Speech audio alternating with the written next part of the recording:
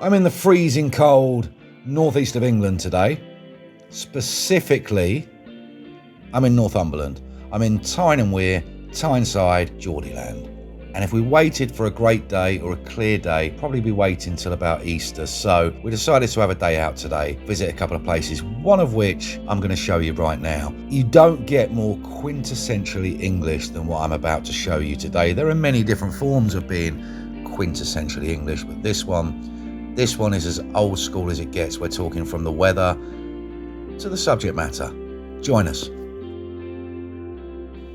We're in the small village of Craster today, and Craster's famous for pretty much two things. One, it's the starting point of a short walk to a spectacular ruined castle, Dunstanburgh Castle. A little bit cold, a little bit windy, a little bit misty today to do that, so we're here for the other reason. There's another reason that Craster is famous by the seaside here, and it's not, you'll see all the lobster pots and the crab pots, it's not for that. Let's find out what it is famous for. When I got out of the car, my nostrils instantly were filled with some kind of wood smoke, and it put me in mind, honestly, of little villages, Himalayan villages in India. And indeed, wandering Craster's cobbled streets, you can witness grey plumes of smoke funneling out of the building's vents, dispersing the distinctive and delectable smell commonly associated with Craster.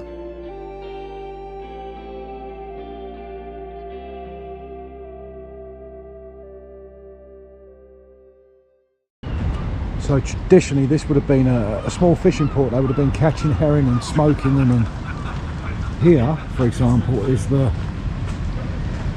would have been the harbour master's house. Not sure if any boats are going in and out of here now, we'll have to see, but they probably are at some point. It's the original harbour over there, I think, the harbour wall. Look.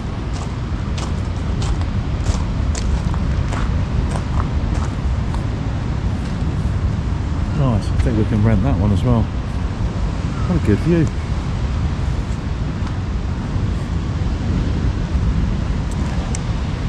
And there is the pub behind me.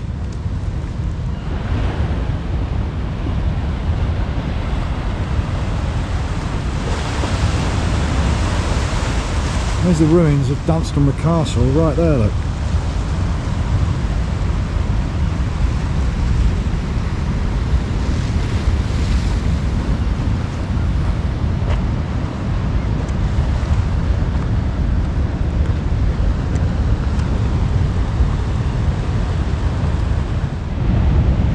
Guessing that's the old sea wall over there. Look.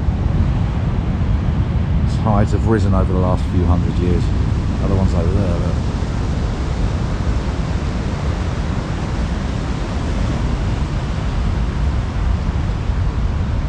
Welcome to northeast England.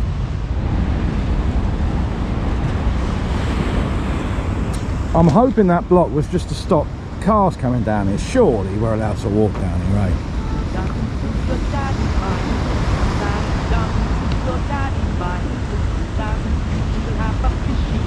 Look at that. It's pretty rugged, isn't it?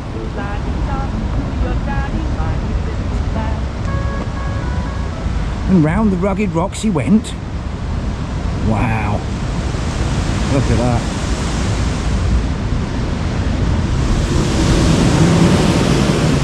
Whoa! Can you hear that? That's mental.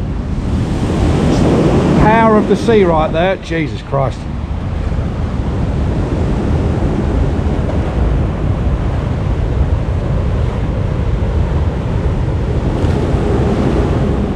And that, my friends, is the North Sea. Look at that. And we're not going to walk there today. There's Dunstanburgh Castle. That's a lovely walk over there. Not today.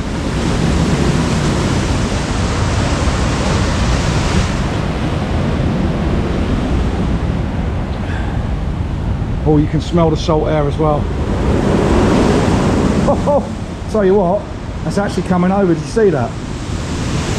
The sea is coming over that wall. Look, just come over there.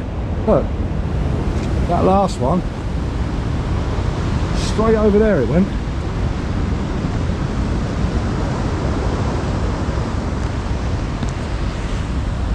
Hope it don't get washed off into the sea. It's about as different as you can get from Thailand. Look at that. Kippers used to be a staple diet for the Brits for breakfast. Now we live in a bit of a boneless society and they've gone by the wayside for the younger generation somewhat, but they are delicious. It's butterflied smoked herring and it's played its part in British cuisine for hundreds of years. Now, the story of how this happened is largely down to this place, L. Robson and Sons. It's a family business that's endured plummeting fish stocks over the years, yet resisted mass production techniques to ensure the quality, taste and texture of their kippers remains unchallenged. They are the main suppliers for the quality supermarket Waitrose, and they've resisted orders from other supermarkets and other large orders to more mass produce their kippers. They like to do it the traditional way, in the herring yard that was built in 1856 and the smokehouse that was built in 1856 by the Craster family. A couple of little ones over there, but it's not much of a harbour anymore, but boats do still come in and out of here. Look. Ancient harbour. Okay, so you can launch a boat for a tenner, launch a canoe for a fiver, or you can stay overnight in the harbour on a boat for a tenner. Play at the Kipper shed office. Wow. Granddaddy Robson, William Robson, he first arrived in Craster in around 1890 from a herring yard in Eton, and he started this business and commenced trading from this site in 1906. And from then, Robson Smokehouse has passed through 4 generations and is today is run by Neil Robson.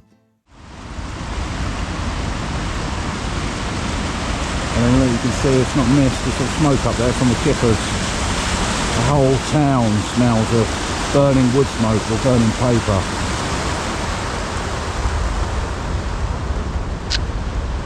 You can smell the fish down here. Look, there's all the... Oh, let's have a look at them.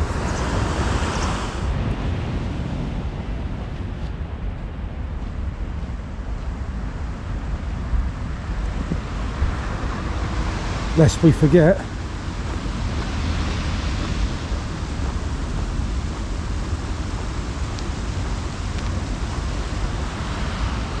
let's have a look what remains of this as a working harbour.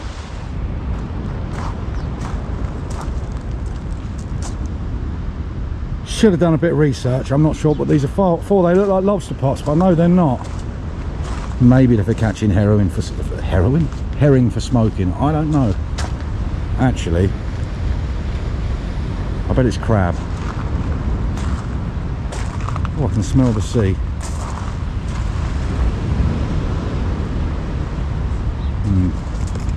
I reckon it's crabs.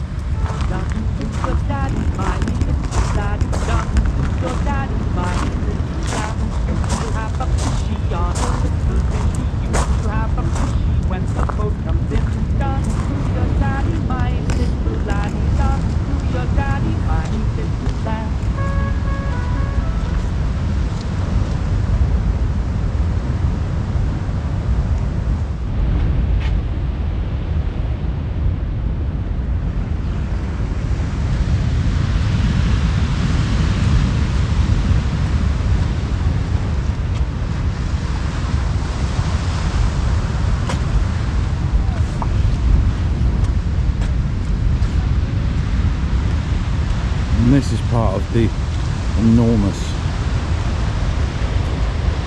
England Coast Path. You could park here that can walk to Low Newton by the sea.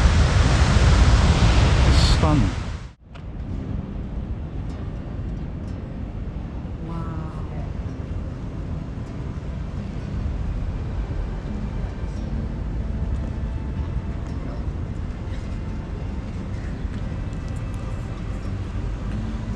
Wondering what that smell was. And here, look, it's not open today, but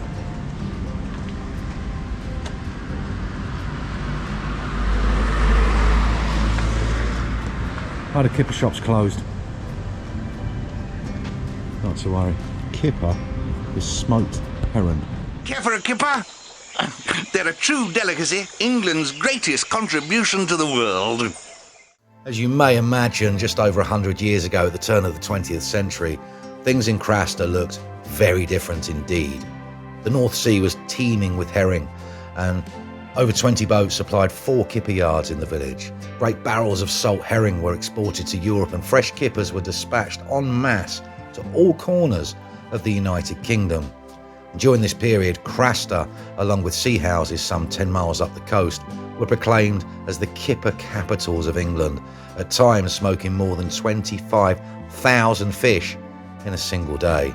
As you might imagine, a lot's changed since then, but most notably the fish are no longer caught locally. The number of herring caught off Northumberland was plentiful for many decades, but then overfishing became a serious issue. The numbers declined rapidly in the 70s, and in 1977, a blanket ban on herring fishing on the east coast was introduced, sending the industry into absolute turmoil. Overnight, kipperers up and down the east coast found themselves out of business. Thankfully, though, Robsons were ahead of the game and had already begun sourcing herring from more reliable locations, initially on the west coast of Scotland, then from Iceland. Of the 4 kipper yards that were once part of Craster's infrastructure, only this smokehouse remains today. The fish now come from Norway, where the quality is excellent, there's no shortage, and they can be sourced sustainably. This also means that Craster kippers can be produced and sold throughout the year. The process of producing the Craster kipper remains essentially the same as it ever was, with a few subtle changes that have been made possible due to modernisation.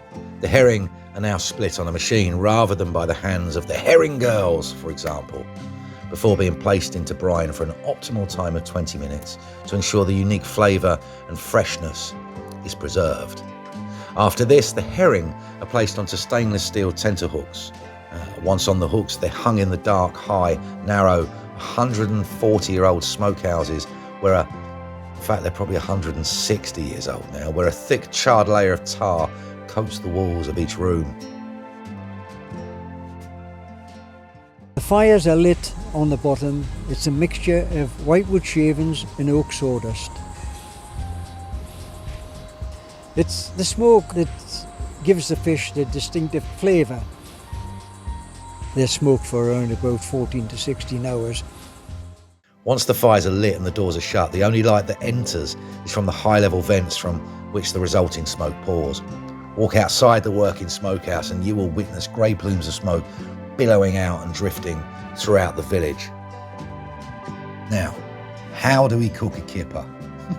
It's up to you. You can grill it with a bit of butter, you can fry it, or you can pop it into a jug of boiling water for a minute or so. Serve it with on its own, or just with butter, or with a bit of toast, or poached or scrambled eggs. Smoked fish with the eggs cutting through is delightful.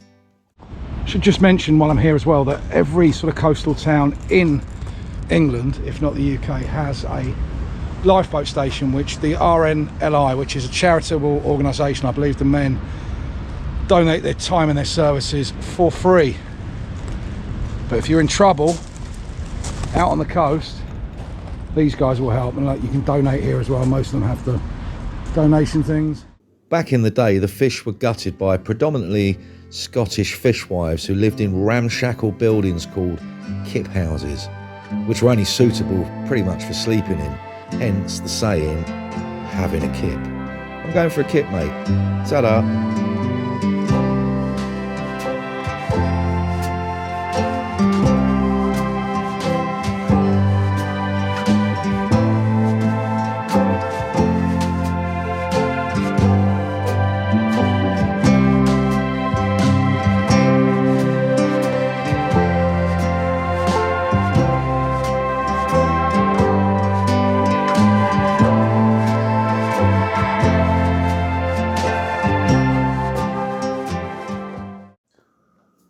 You shall have a fishy on your little dishy, you shall have a fishy when the boat comes in. You shall have a herring on your little dishy, you shall have a herring when the boat comes in.